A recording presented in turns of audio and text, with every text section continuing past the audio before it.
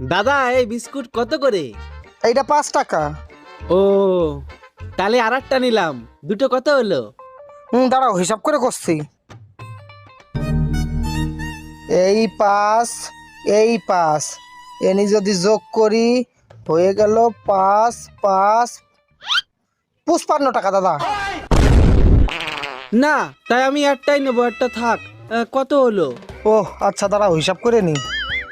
-5 তাইলে হয়ে গেল 5 এ 0 50। না, আমার বেজার লাগতেছে, আমি মালটাল নেবো না, বাদ দাও, আমি কিছু নেবো না। ও কিছু নিবা না, দাঁড়াও তাই হিসাব করে নি। -5 তালি এনি হয়ে গেল আবার সব মিলিয়ে 45।